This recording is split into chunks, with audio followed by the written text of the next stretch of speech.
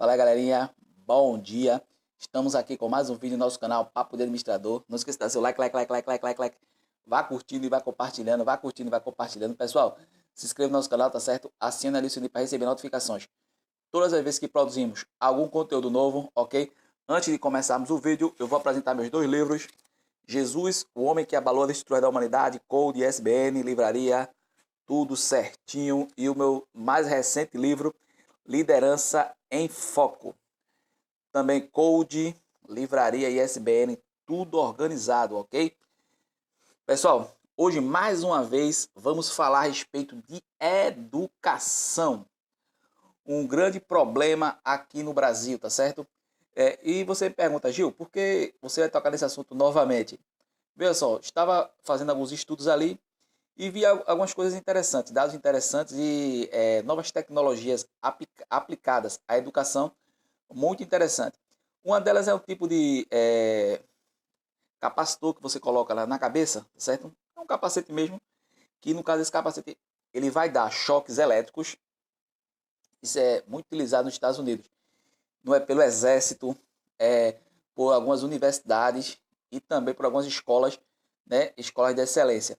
Pessoal, esse capacete ele vai dar choques elétricos em determinado ponto do cérebro, onde vai se desenvolver o potencial cognitivo do aluno ou do recruta, o que seja, e ali aquela pessoa vai se tornar mais apta, tá certo? E vai desenvolver com maestria aquela função. Por exemplo, o aluno lá, o cara que programa vai programar mais, o cara que tem conhecimento matemático vai ter mais conhecimento matemático, porque aqueles choques elétricos naquele ponto do cérebro, ele vai desenvolvendo o potencial cognitivo. É como se dissesse assim, é isso aí que você tem que fazer, entendeu? Porque ele vai pegar aquele ponto do cérebro que ativa aquele conhecimento e vai começar a estimular desses choques, tá certo? Então, o soldado no exército ele vai atirar melhor, ele vai economizar mais munição. O atleta também isso é muito utilizado. Porque você veja, os atletas norte-americanos, aquilo ali não é normal. Aquelas pessoas não são normais. Aquele praticamente são misturas aí biológicas, aperfeiçoamentos, né, genética, a questão de tecnologia aplicada naqueles caras. Porque aqueles atletas americanos são diferenciados. Você pode notar que os caras que pulam mais alto, que correm mais alto, que nadam muito mais rápido que a média em si, tá certo? Então tudo aquilo ali é desenvolvido e essa tecnologia também ela serve para desenvolver essas pessoas, né? O atleta ali, como eu falei aqui, que vai pular mais alto do que a média, porque aquele capacete ele vai ativar aquele ponto do cérebro no qual, né, vai fazer aquela pessoa lá, né, desenvolver aquela atividade. E na China também existe uma tecnologia muito parecida. Na China é um pouco diferente, porque é uma tiara. Eu acho que eu já vi essa tiara. Eu vi a reportagem, mas em algum tempo atrás, em vez dessa reportagem, eu estava lendo a respeito disso ontem, mas eu vi uma reportagem há um tempo atrás que eu vi os jovens usando uma tiara diferenciada, eu não sei que danada era aquilo. E fui pesquisar agora, né? E vi qual é o mistério daquela tiara. É o seguinte, aquela tiara, né, nos alunos, ela vê a perspectiva do foco. Se o aluno desviar o foco da atenção da aula do professor, automaticamente aquela tiara vai avisar o professor, vai mandar um aviso, né? Ele vai saber que o aluno não está prestando atenção. Quem é o aluno que não está prestando atenção? Automaticamente aquela tiara ela vai mandar uma mensagem ao smartphone, o iPhone, o que seja do pai do garoto, e ele vai ver que ele não está prestando atenção. Automaticamente a escola ela vai entrar com as medidas aí para punir ambas as partes. E tá entendendo? Então veja só, o nível que a humanidade está chegando, principalmente esses dois países, China e Estados Unidos, né?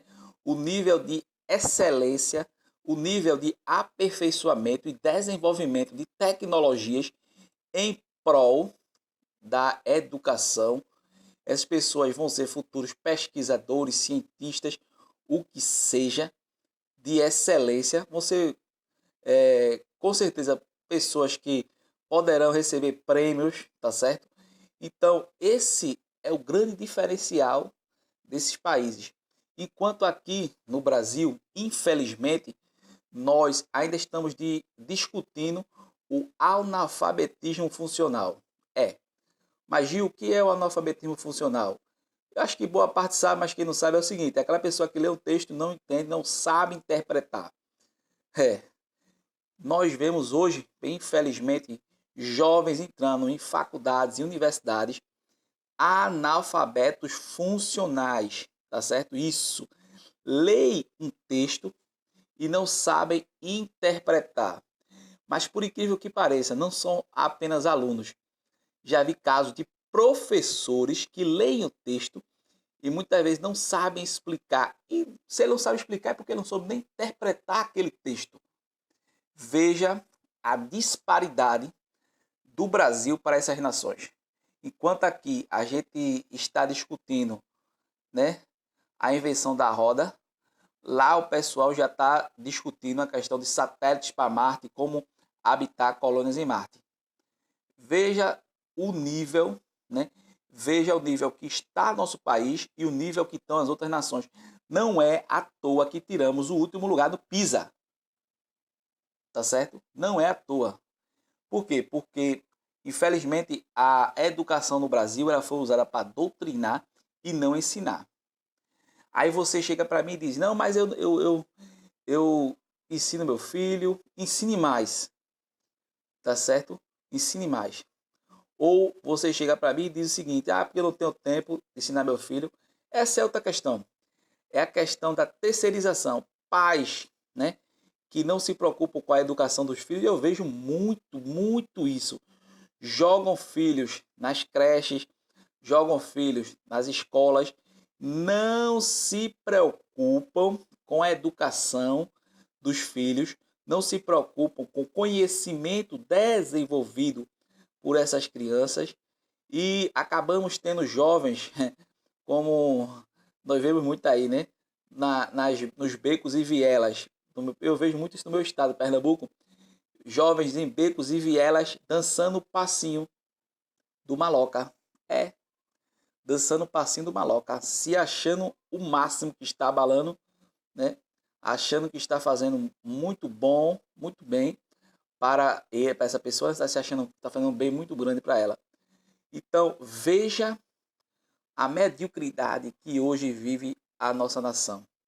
Veja todos os problemas ocasionados por essa doutrinação e não realmente a questão do conhecimento. Porque, como eu falei aqui, o que nós temos são doutrinação, tá certo? E voltando à questão dos pais, né? O cara chega lá e diz, não, é porque eu trabalho muito, chego cansado em casa, não tem condição de ensinar meu filho, não, tem que estar... Sim, mas por que você quis ter um filho? Tá certo? Por quê? Muitas vezes as crianças, elas são órfãs de carinho, de sentimentos, de amor, né? Elas não têm, muitas vezes, grande parte, né? Eu vejo muito isso. Crianças que não têm a figura do pai, que só tem a mãe, tá certo? E não tem a figura do pai, para que a figura do pai é a figura da ordem, é a figura da decência, é a figura do... representa, né, os bons costumes, representa a questão da obediência, da doutrina. Não que a mãe não represente, lógico que representa, mas o filho sempre ele vai ter mais temor do pai do que da mãe, porque a mãe é mais amorosa, é mais carinhosa, né?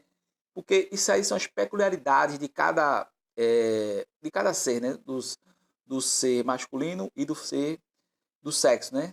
Do sexo feminino e do sexo masculino. Então, veja bem, essa criança muitas vezes é órfã de tudo isso, né? Chega na escola e por não ter uma questão do pai, que é a doutrina, que é a obediência, ela acaba não obedecendo, só tendo meio, na maioria, quando é pequeno, a maioria dos professores são mulheres, tá certo? E essa criança, ela acaba não respeitando essa autoridade, porque ela não tem essa autoridade em casa para mostrar a doutrina e como funciona, tá certo? A questão da obediência.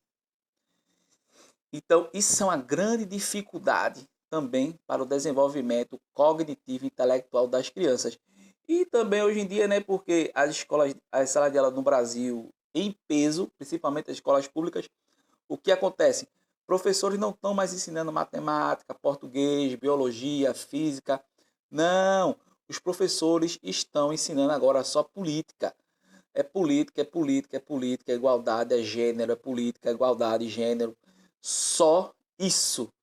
Estão esquecendo, né, de criar até mesmo um debate para reflexão, né? Algo para que os jovens possam refletir, desenvolver o seu pensamento cognitivo. Você não pode chegar assim e dizer que só tal viés ideológico é o correto, tá ok?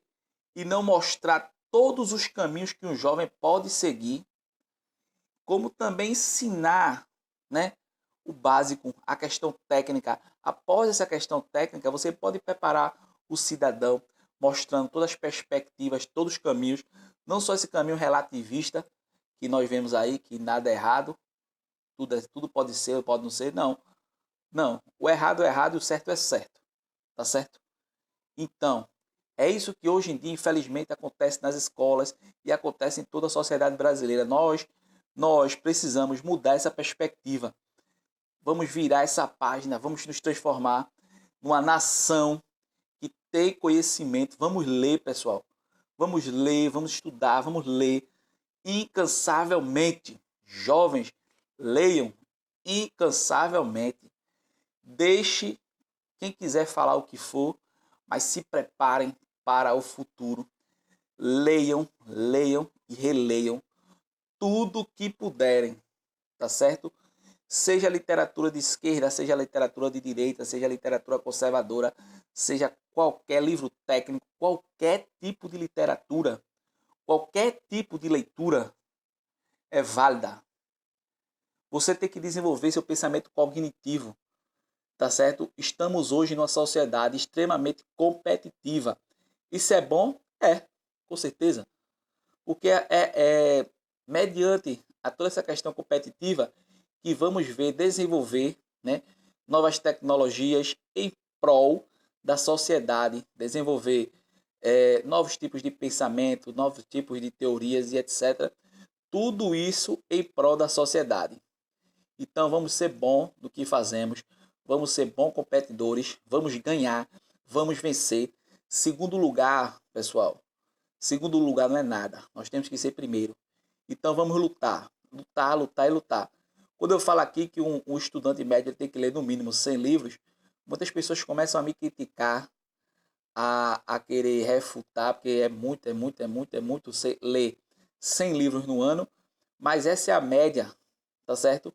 Em todo o mundo de intelectuais. Então vamos nos preparar para sermos grandes intelectuais, tá certo? Pessoal, aqui encerra meu vídeo. Muito obrigado. Novamente eu mostro meus livros, tá certo? Então só tenho a agradecer a todos. Um forte abraço!